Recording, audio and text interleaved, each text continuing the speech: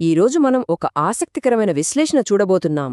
ఒక భారీ ఆర్థిక కుంభకోణం గురించి మనం వార్తల్లో వినే ఉంటాం, కాని ఆ నేరం వెనుక, మూసిన తలుపుల వెనుక, ముఖ్యంగా ఒక మహిళ జీవితంలో ఎలాంటి పెను తుఫాను సృష్టించిందో మనం ఈరోజు తెలుసుకుందాం. ఆర్థిక అస్థిరత అనేది ఒక కుటుంబాన్ని ఎలా ఛిద్రం చేస్తుందో సుమతి అనే ఒక సాధారణ గృహిణి కోణం నుంచి ఈరోజు అర్థం చేసుకునే ప్రయత్నం చేద్దాం. నేను చెడ్డవాడ్ని కాదు, కేవలం ధనవంతుడిని. ఈ చెడ్డవాడే నీ దర్జాలని స్పాన్సర్ చేశాడు. కొంచెం కృతజ్ఞత ఉంచుకో. ఒక్కసారి ఈ మాటలు వినండి. భాస్కర్ అనే వ్యక్తి తన భార్య సుమతితో అన్న మాటలివి. వినడానికి ఎంత భయంకరంగా ఉన్నాయో కదా. అసలు అకస్మాత్తుగా చేతికి వచ్చిన అక్రమ సంపద ఒక మనిషి ఆలోచన విధానాన్ని ఎంతలా వక్రీకరిస్తోందో చెప్పడానికి ఇంతకంటే మంచి ఉదాహరణ లేదు. సరే, సెక్షన్ 1 భార్య స్వచ్ఛమైన కళ విషయానికి వద్దాం. అసలు ఈ అవినీతి అనే విషం వాళ్ల జీవితాల్లోకి రాకముందు సుమతి జీవితం ఎంత సాధారణంగా నిజాయితీగా ఉండేదో మనం మొదటగా తెలుసుకోవాలి. 36,000 రూపాయలు. ఇదేదో పెద్ద మొత్తం కాదు అని మనకనిపించొచ్చు. కాని భాస్కర్ ఒక బ్యాంక్ క్యాషియర్గా అప్పట్లో నెలకు సంపాదిస్తున్నది కేవలం 6,000 రూపాయలు. ఆ 6,000 జీతంతో పోలిస్తే వాళ్లకున్న ఈ 36,000 అప్పుల భారం అక్షరాల ఒక పెద్ద పర్వతం లాంటిది. ఆ కుటుంబం ఎలాంటి అస్థిరతను, భయాన్ని అనుభవిస్తోందో ఈ ఒక్క సంఖ్య మనకు స్పష్టంగా చెప్తుంది. కాని ఇలాంటి కష్టకాలంలో కూడా ఆ ఇంటికి ఒక నైతిక పునాదిలా నిలబడింది సుమతి. ఇంట్లో వాళ్లు వద్దని ఎంత వారించినా వినకుండా భాస్కర్ని ప్రేమించి పెళ్లి చేసుకుంది. పేదరికపు అంచున బతుకుతున్నా సరే నిజాయితీగా కష్టపడి అప్పులు తీర్చాలనేదే ఆమె దృఢమైన నమ్మకం. పైగా ఆమె కల కూడా చాలా చిన్నదండి. తన చేతి వంటతో హోమ్ ఫుడ్స్ అనే ఒక క్యాటరింగ్ వ్యాపారం పెట్టుకోవాలి. అంతే. ఆవిడ కల ఎంత స్వచ్ఛంగా ఉందో కదా. అయితే అప్పుల బాధ అంటే ఏంటో సెక్షన్ 2 అప్పుల వల్ల అవమానాలు ఈ భాగంలో చూద్దాం. అప్పుల ఒత్తిడి అంటే ఇక్కడ కేవలం ఒక అంకె కాదు. అది ప్రతిరోజూ సుమతి అనుభవించిన ఒక నరకం, ఒక మానసిక క్షోభ. ఆ కష్టాన్ని దాటడానికి సుమతి రోజూ ఎన్నో నిశ్శబ్ద త్యాగాలు చేస్తూ వచ్చింది. ఊహించండి, ఇంటి గుమ్మం ముందుకొచ్చి అప్పులవాళ్లు అరుస్తుంటే ఆ అవమానాన్ని దిగమింగుకోవడం, తన చిన్న కొడుకు కార్తిక్కు కడుపునిండా భోజనం పెట్టడం కోసం తను మాత్రం సగం కడుపుతోనే నిద్రపోవడం. అంతా తనే భరించింది. పోనీ అటువైపు చూస్తే డబ్బున్న బంధువులు తన పరిస్థితిని ఎగతాళి చేస్తూ మళ్లీ పెళ్లి చేసుకో అని సూటిపోటి మాటలంటున్నా కుటుంబాన్ని నిలబెట్టుకోవడానికి పంటి బిగువున మౌనంగా భరించింది సుమతి. ఈ ఆర్థిక లేమి వాళ్ళింట్లో చిన్న చిన్న సంతోషాలను కూడా లేకుండా చేసింది. కొడుకు కార్తీక్ మురిపెంగా ఒక హీమ్యాన్ బొమ్మ అడిగితే అది కూడా కొనివ్వలేనొక నిస్సహాయత. ఉచితంగా వచ్చే కేక్ ముక్క కోసం తన కొడుకు వేరేవాళ్ల పుట్టినరోజు పార్టీలకు వెళ్తుంటే తోటి పిల్లలు వాణ్ణి ఏడిపించినప్పుడు ఆ తల్లి గుండె ఎంత రగిలిపోయుంటుందో కదా.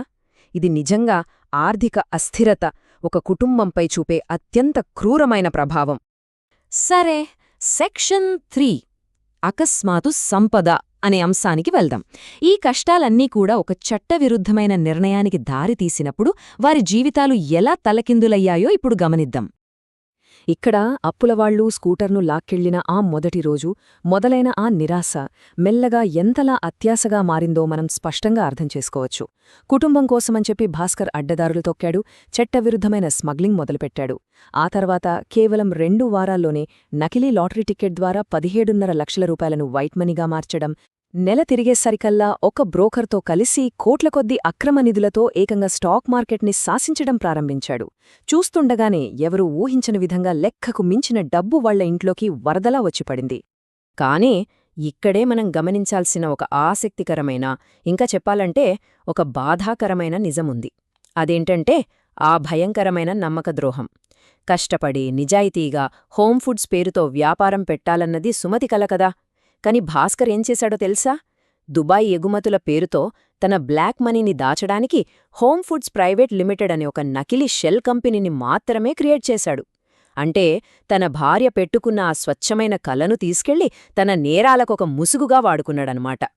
ఇక సెక్షన్ 4 అహంకారం, దూరం. ఈ అకస్మాత్తుగా వచ్చిపడిన సంపదతో పాటు ఒక విషపూరితమైన అహంకారం కూడా వచ్చింది. ఆ అహంకారం భార్యాభర్తల మధ్య ఎప్పటికీ చెరిగిపోని ఒక పెద్ద గోడను ఎలా నిర్మించిందో తెలుసుకుందాం. భాస్కర్ డబ్బును ఒక ఆయుధంలా వాడటం మొదలుపెట్టాడు. అక్షరాలా ఇది నిజం.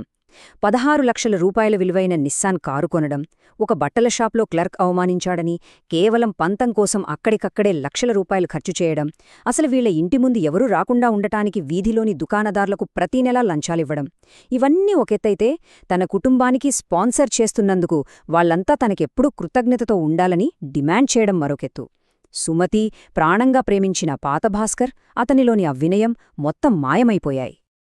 ఈ దుర్మార్గమైన మార్పును సుమతి ఇట్టే పసిగట్టేసింది.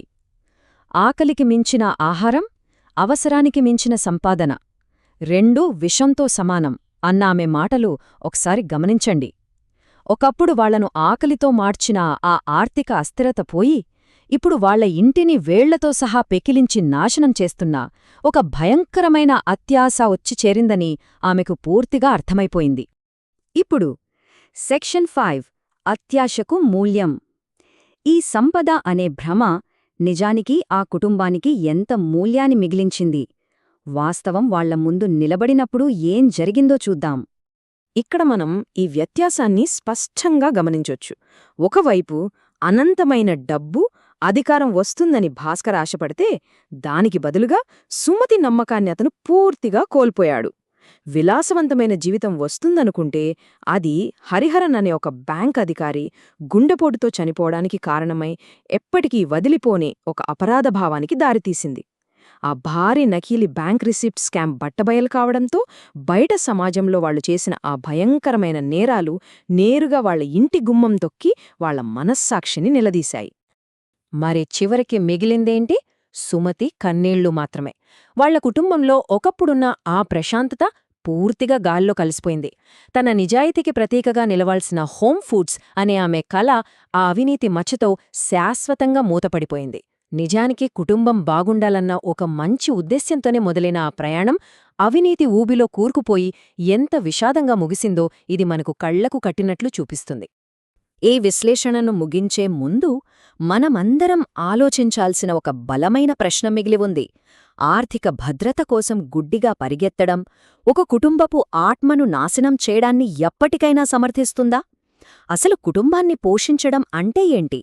పేదరికం నుంచి తప్పించుకోవాలనే ఒకే ఒక్క ప్రయత్నమే ఆ కుటుంబాన్ని నాశనం చేసే స్థాయికి ఎప్పుడు ఎలా చేరుకుంటుంది? సంపద అనే ఆ భ్రమ వెనుక ఉన్న వాస్తవాలను, ముఖ్యంగా సుమతిలాంటి వ్యక్తులు పడే మానసిక సంఘర్షణను అర్థం చేసుకోవడానికి ఈ విశ్లేషణ ఉపయోగపడిందని ఆశిస్తున్నాను. సరే, మళ్ళీ ఇంకొక ఆసక్తికరమైన అంశంతో కలుద్దాం.